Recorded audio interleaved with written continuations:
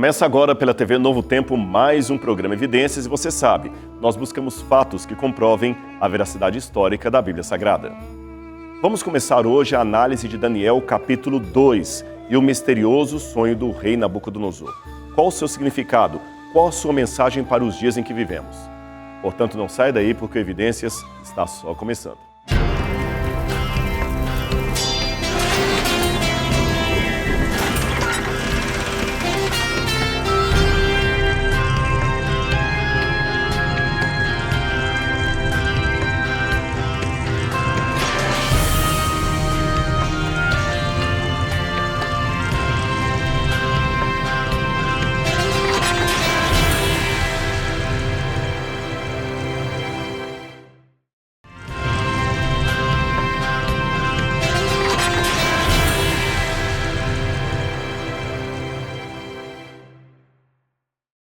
De volta com o programa Evidências, mas eu gostaria de, antes de entrar no assunto de hoje, oferecer para você um presente da TV Novo Tempo e dos Anjos da Esperança. O Guia de Estudos Evidências, que chegará gratuitamente em sua casa em qualquer lugar do Brasil. Para solicitar, basta entrar no site biblia.com.br ou ligar para a gente, 0 Operadora 12 21 27 3121, ou ativar o QR Code que está aí na sua tela e fazer a sua inscrição. Nós queremos mandar um presente para você. Daniel capítulo 2 é um dos capítulos mais importantes do livro de Daniel, bem como um dos principais temas de toda a Bíblia. Ele também é um dos capítulos ou das profecias mais longas. Eu explico você por quê. Esse tema de Daniel começa no segundo ano do reinado de Nabucodonosor, de acordo com Daniel 2, verso 1. Então estamos em algum lugar entre abril de 603 a.C. e março de 602 a.C., de acordo com o calendário moderno. Aqui você verá como Deus deu a um rei pagão a revelação de uma sucessiva continuidade de impérios mundiais. Isto não quer dizer que o rei Nabucodonosor tenha recebido de Deus o chamado dom de profecia, assim como Daniel teve, mas sim que Deus tinha um plano maior naquele episódio. Aliás, mesmo antes de Nabucodonosor, houve outros personagens importantes da história que receberam revelações de Deus em forma de sonho, sem necessariamente receberem o dom da profecia. Isto é, eles tiveram uma revelação de Deus, mas não poderiam ser chamados de profetas do Altíssimo.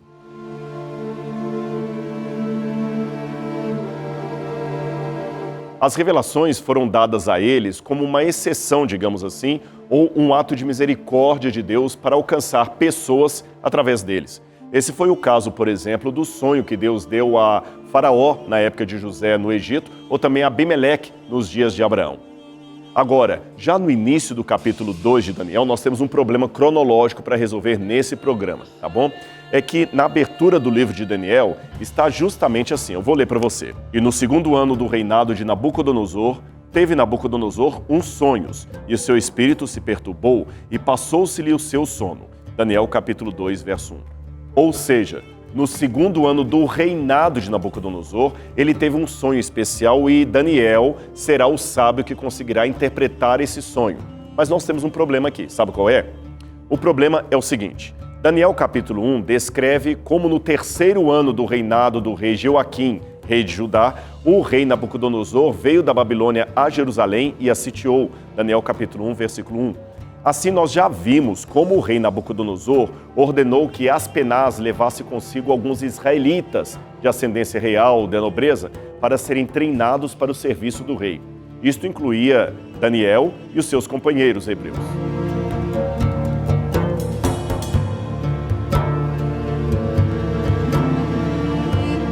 Pois bem, de acordo com o que a Bíblia diz, o curso de treinamento de Daniel e seus companheiros duraria 3 anos. Daniel 1, verso 5 diz isso.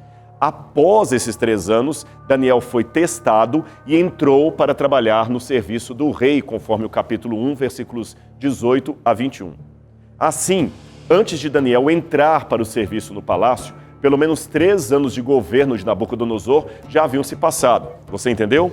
Logo, os eventos de Daniel capítulo 2, com Daniel fazendo parte da corte dos sábios ali de Nabucodonosor, não poderia ter ocorrido ainda como está escrito na Bíblia, no segundo ano do reinado de Nabucodonosor. Sabe por quê? No segundo ano de Nabucodonosor, Daniel ainda estaria no período de treinamento. Então parece que tem uma contradição da Bíblia. Como resolver esse dilema? Bom, vamos desenrolar devagarzinho esse nó cronológico. Aliás, Daniel abriu e fechou essa nova seção de seu livro com referências cronológicas muito claras. No início ele diz que aquilo aconteceu no segundo ano do reinado de Nabucodonosor, Daniel capítulo 2, versículo 1. E ao final do texto ele permaneceu trabalhando na corte do rei até o primeiro ano do reinado de Ciro. Depois você lê aí em Daniel 2, 21. Isto indica que havia ali um interesse no progresso dos eventos, no progresso cronológico deles e também nas profecias dadas por Deus. À medida que o livro de Daniel se desenrola, a cronologia exerce um papel importante sobre tudo aquilo que Deus revelou. E quanto à suposta incongruência desse segundo ano de Nabucodonosor? A coisa fica ainda mais complicada se a gente atentar para o fato de que a data da vinda de Nabucodonosor a Jerusalém, no terceiro ano do reinado de Joaquim, rei de Judá, conforme Daniel 1, verso 1, isto contradiz, aparentemente, uma outra informação dada pela própria Bíblia, em Jeremias capítulo 25, versículos 1 e 9. A palavra do Senhor que veio a Jeremias acerca de todo o povo de Judá no quarto ano de Joaquim, filho de Josias, rei de Judá, que é o primeiro ano de Nabucodonosor, rei da Babilônia. Eis que eu enviarei e tomarei a todas as famílias do norte, diz o Senhor, como também a Nabucodonosor, rei da Babilônia, meu servo, e os trarei sobre essa terra e sobre os seus moradores e sobre todas essas nações em redor, e os destruirei totalmente, e farei que sejam objeto de espanto e assobio e de perpétuas desolações. Jeremias capítulo 25, versículo 1 e versículo 9. Eu não sei se você percebeu bem, mas esta passagem de Jeremias refere-se ao ano quarto de Joaquim, que seria o primeiro ano de Nabucodonosor. Agora raciocine. Se essa invasão aconteceu em 605 a.C. e o terceiro ano de Joaquim é também 605 a.C., o leitor atento perguntará como podem o quarto e o terceiro ano de um mesmo rei serem o mesmo período de tempo? Esta é uma pergunta válida e crucial, e muitos críticos a levantam para duvidarem da Bíblia. Será que os autores cometeram um erro ou a resposta estaria no sistema de contagem? Uma autoridade mundialmente conhecida em cronologia da Bíblia e do Antigo Oriente Médio, chamado Edwin Thiele, autor de um dos livros mais importantes sobre o assunto, Os Misteriosos Números dos Reis Hebreus, informa-nos que 2 sistemas de contagem eram empregados para os reis hebreus: o ano de ascensão, pós-data, e o ano de não ascensão, antedata. No sistema ano de ascensão pós-data, a parte do ano que restava era designado o ano de ascensão do novo rei entronizado. Ele não era contado. Eu sei que dito de maneira técnica isso pode ter ficado um pouco confuso, mas fique tranquilo. Eu vou explicar para você de uma maneira mais simples, tá bom? Vamos lá. A cronologia dos reis hebreus baseia-se principalmente em uma série de durações de reinados e referências cruzadas nos livros de Reis e Crônicas. Nesses livros, a ascensão de cada rei é datada em termos de reino do seu contemporâneo do Reino do Sul, no caso de Judá, ou do Reino do Norte, no caso Israel. Pois bem, infelizmente, algumas dessas referências cruzadas parecem não coincidir, de modo que um reinado que, por exemplo, se diz ter durado 20 anos, resulta em uma referência cruzada que daria um resultado de 19 ou 21 anos. Parece que tem uma discrepância aí. Aí, nesse ponto, o Dr. Thiele, aquele que eu mencionei, notou que as referências cruzadas fornecidas durante o longo reinado do rei Asa de Judá tinham um erro cumulativo de 1 ano para cada reinado sucessivo dos reis de Israel. A primeira referência cruzada resultou em um erro de 1 ano, a segunda, 2 anos, a terceira de 3 anos e assim por diante. Aí, na sua pesquisa, o Dr. Thiele conseguiu demonstrar que isto se devia a 2 métodos diferentes de calcular os anos do reinado: o método do ano de ascensão e o método do ano de não ascensão. Esses 2 métodos de contagem eram usados ao mesmo tempo e funcionavam assim. Embora o ano novo, para eles, começasse sempre numa época diferente da nossa, vamos apenas ilustrar essa situação para que você possa ter uma noção como seria se fosse com o nosso calendário, tá bom? Então vou colocar aqui no telão e você vai ver. Aqui está um calendário conforme nós usamos hoje, mostrando o mês de dezembro e janeiro. Agora, suponhamos que um rei morresse em 31 de dezembro e começasse a reinar apenas no dia 1º de janeiro, tá bom? Se fosse assim, não haveria problema. No entanto, se o velho rei morresse em 1º de dezembro, o novo reinado dele começaria a contar apenas em janeiro. E o que nós faríamos com esses 30 dias restantes? De acordo com o método do ano da ascensão, esses 30 dias aqui de dezembro seriam chamados de ano da ascensão e eles não contariam. O primeiro ano do reinado do novo rei seria computado apenas em 1º de janeiro em diante, ou seja, a partir do 1º dia do ano novo. E o segundo ano de reinado dele seria em 1º de janeiro do ano seguinte. Você entendeu a comparação? Agora, no método de ano de não ascensão, o primeiro ano do rei só começava com o 1º mês do ano seguinte, isto é, do ano novo. Então, a contagem de não ascensão ou antidata era o método de contar os anos do reinado de um rei, começando a partir de quando ele assumiu o trono, mudando assim para o segundo ano no próximo ano. Eu vou mostrar mais um diagrama para você que vai ilustrar esses métodos e como funcionava o 3º e 4º ano de Joaquim, como eles seriam computados ou calculados na Bíblia por ambos os métodos. Quer ver? Vamos voltar aqui para o telão. Então, suponhamos no método de ascensão que o rei assumiu o trono em qualquer parte do ano anterior. Mas o primeiro ano, de fato, só seria contado no ano novo. Então, ele teria 1º ano, 2º ano, 3º ano. Esta é a cronologia que encontramos em Daniel, capítulo 1, versículo 1. Mas se você usar o método de ano de não ascensão, o primeiro ano do reinado dele é assim que ele assume o trono, e não no ano novo seguinte. Então ele teria o primeiro ano em que ele assumiu o trono, e no ano novo, que na contagem do ano de ascensão seria o primeiro ano do governo daquele rei, seria, na verdade, o segundo ano pelo outro método cronológico. E assim nós teríamos a contagem do 2º, 3º e 4º ano, que é usada em Jeremias capítulo 25. Você percebeu, então? Isto resolve o problema, a aparente discrepância. São apenas 2 métodos de contagem diferentes, um usado por Daniel, outro por Jeremias. E eu tenho mais evidências que ajudam nesse entendimento. Em 1956, o Dr. Wiseman publicou uma famosa crônica babilônica dos reis caldeus. Era uma coletânea de tabletes cuneiformes que indicam que, em Babilônia, era empregado o método de ano da ascensão. Logo, tudo indica que Jeremias parece ter seguido um método e Daniel outro. O método do ano da ascensão, comum em Babilônia. Somente isso, não há nenhuma discrepância entre os autores. Usando o método do ano de ascensão, Daniel pôde identificar o nosso ano 605 a.C. como sendo o 3º ano do reinado de Joaquim e o ano da ascensão de Nabucodonosor como rei da Babilônia. Por outro lado, Jeremias pôde designar o mesmo ano como sendo o 4º de Joaquim e o 1º de Nabucodonosor, seguindo o método de ano de não ascensão. Agora vamos ver isto de uma maneira mais clara ainda. Eu vou voltar aqui para o telão. Preste atenção.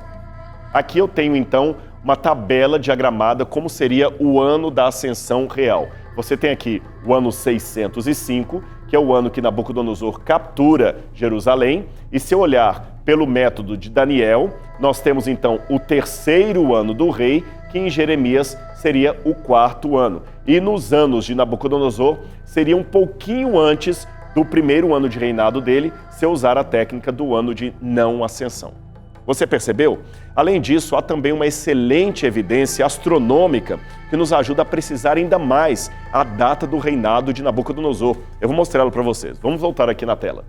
Este aqui é um tablete cuneiforme muito importante. Ele é chamado de VAT 4956. É um diário astronômico da Babilônia que registra 13 observações lunares e 15 observações planetárias. Ele detalha a posição da Lua e dos planetas em relação a certas estrelas e constelações, indicando os dias e os meses ao longo do 37º ano do reinado de Nabucodonosor, o rei da Babilônia. E as observações astronômicas registradas neste tablete cuneiforme só podem corresponder ao ano que começa na primavera de 568 e termina na primavera de 567 a.C., isso de acordo com o calendário que usamos hoje. Agora você pergunta, e como é que nós sabemos tudo isso? Porque vários desses registros astronômicos estão tão bem preservados que podem ser verificados por cálculos modernos graças à ajuda dos nossos amigos, os astrônomos. Um eclipse lunar, você sabe, ocorre todas as vezes que a Terra se posiciona entre o Sol e a Lua, causando uma sombra da Terra na Lua que pode até ser vista a olho nu. A lógica, então, é relativamente simples. Para indicar ou determinar a data de algum evento específico do passado, que ocorreu há milhares de anos, quando uma tabuinha cuneiforme declara aquele evento, falando, por exemplo, que tal coisa coincidiu com o eclipse do Sol ou da Lua, aí é simples. Basta que os astrônomos calculem, com avançados métodos de computador, quando no passado houve um eclipse visível naquela região do planeta, e aí temos uma data já calculada de acordo com o calendário juliano ou gregoriano. Percebeu? Para quem quiser se aprofundar mais sobre esse assunto, eu sugiro com entusiasmo esse livro sobre a cronologia babilônica, publicado por Richard Parkin e o Aldo Duberstein. Esse livro é técnico, mas ele é muito importante e ele oferece muitos detalhes curiosos sobre o modo como eles contavam o tempo naquela época. Agora, é claro que você não precisa ser um especialista nesse monte de áreas que eu acabei de falar para entender a palavra de Deus. Mas eu apresento isso para você aqui no Evidências, sabe por quê? Para que você possa ver que o estudo da Bíblia é um estudo sério, profundo e técnico. Não é uma aventura intelectualmente medíocre, como alguns críticos querem sugerir a respeito da religião. Aliás, eu quero mostrar para você uma declaração muito interessante. Esse que vai aparecer para vocês aqui é um teólogo alemão muito conhecido, o Dr. Martin Noth. Ele era antigo professor de Bíblia Hebraica na Universidade de Tübingen, na Alemanha. Veja o que ele declarou sobre a astronomia. A confirmação astronômica pode converter uma cronologia relativa que apenas estabelece a sequência dos eventos numa cronologia absoluta, um sistema de datas relacionadas com o nosso calendário moderno. Essa informação é muito importante. Agora também é interessante observar que há eclipses parciais e eclipses totais. E é bastante importante saber qual deles estamos falando, por exemplo, em determinada situação astronômica, pois uma vila ou uma cidade específica, só para você ter uma noção, teria em média uns 40 eclipses lunares e mais uns 20 eclipses solares num prazo de 50 anos, isso eclipses parciais. Agora, um eclipse solar total só teria um a cada 400 anos. Então esse fato é importante, por quê? Porque ele isola uma única data de observação para atribuir aquela tabuinha cuneiforme a um ano específico. Ou seja, seria inútil e ingênuo os astrônomos apontarem uma combinação idêntica de posições astronômicas descritivas no tablete que se repita apenas a cada 40 mil anos. Em outras palavras, as observações registradas naquele tablete cuneiforme babilônico só podem coincidir com uma única visibilidade astronômica muito específica, pois outra semelhante só aconteceria dezenas de milhares de anos depois daquele evento. Pois bem, de acordo com essa crônica babilônica, um eclipse lunar como aquela que aconteceu com aquelas condições específicas ocorreu no 15º dia do terceiro mês, que de acordo com cálculos modernos, seria em 4 de julho de 567 a.C. Esse eclipse começou ao anoitecer e, segundo os astrônomos, ele não podia ser visto da Babilônia.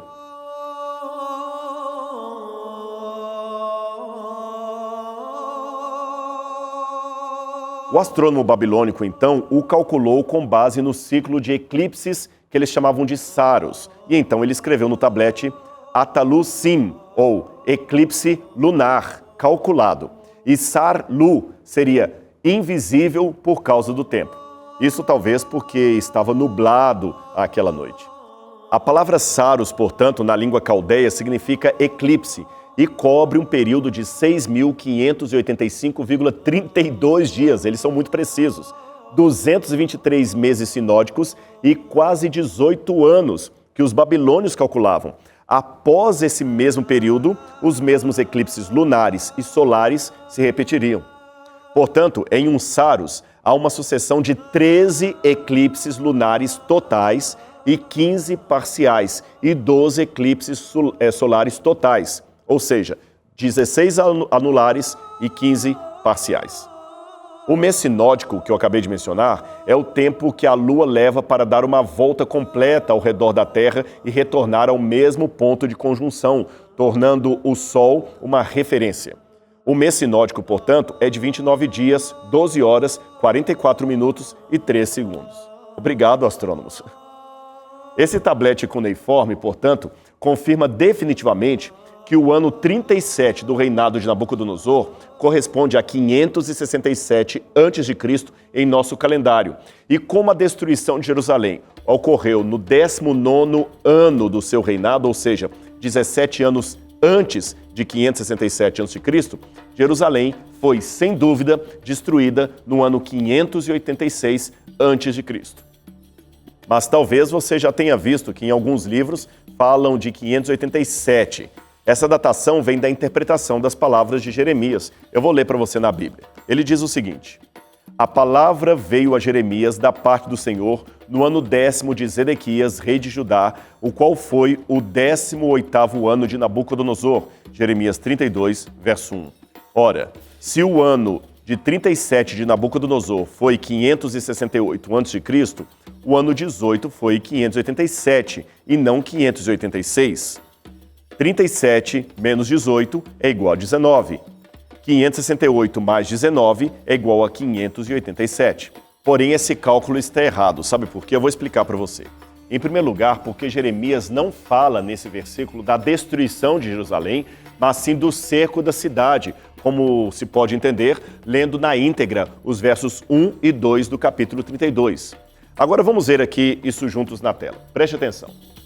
A palavra que veio a Jeremias da parte do Senhor no ano 10º de Zedequias, rei de Judá, o qual foi o 18º ano de Nabucodonosor. Ora, nesse tempo, o exército do rei da Babilônia cercava Jerusalém. Esse fato também é confirmado no livro de 2 Reis, capítulo 25, versículos 1 e 2. Eu também vou colocar para você na tela para a gente ler junto. Preste atenção. E sucedeu que, no 9º ano do seu reinado, no mês 10º, aos 10 do mês, Nabucodonosor, rei da Babilônia, veio contra Jerusalém, ele e todo o seu exército, e se acampou contra ela. Levantaram contra ela trincheiras em redor. Na continuação, e a cidade foi sitiada até ao 11º ano do rei Zedequias. 2 Reis 25, versículos 1 e 2. Portanto, Jerusalém foi sitiada por um ano inteiro antes de ser conquistada e destruída. E Jeremias, portanto, confirma esse fato. Aliás, Jeremias também escreveu: e no 5º mês, no 10º dia do mês, que era o 19º ano do rei Nabucodonosor, rei da Babilônia, Nebuzaradã, capitão da guarda, que assistia na presença do rei da Babilônia, veio a Jerusalém e queimou a casa do Senhor e a casa do rei, e também a todas as casas de Jerusalém e a todas as casas dos grandes. Ele as incendiou. E todo o exército dos caldeus que estava com o capitão da guarda derrubou todos os muros em redor de Jerusalém. Jeremias 52, 12 a 14. O que chama atenção nessa passagem de Jeremias é o 19º ano. Veja que é um número ordinal. Isto é, os anos completos eram apenas 18. Além disso, como podemos ver na imagem de um site da NASA, o eclipse do dia 4 de junho, indicado no tablete VAT 4956, não ocorreu em 568 a.C., mas sim em 567 a.C. Portanto, o cálculo correto do ano em que Jerusalém foi destruída deveria ser o seguinte: se em 567 a.C. foi o ano 37 de Nabucodonosor, o 19º ano, 18 anos completos, foi em 586 a.C. 37 menos 18 é igual a 19. 567 mais 19 é igual a 586. Portanto, eu estou assumindo, a partir desses dados que eu apresentei, que nós podemos sim afirmar que Nabucodonosor foi feito rei em 605 a.C., devido a todas as informações a respeito desse evento. Agora, você quer conhecer outras questões cronológicas e até um problema que eu não levantei aqui no programa, então vou te dar um conselho. Vá lá na nossa página, lá no nosso canal do YouTube, Evidências NT. Aliás, se inscreva no canal do Evidências e você vai ver um conteúdo extra que eu não apresentei aqui no programa, tá bom? Você vai gostar.